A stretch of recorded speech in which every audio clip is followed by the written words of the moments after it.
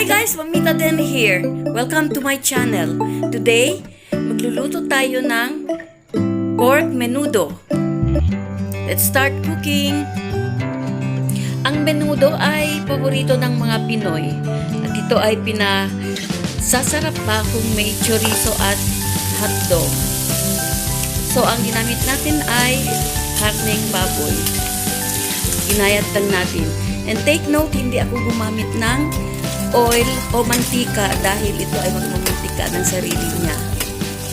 Ito yung mga ingredients. Hayaan na lang natin na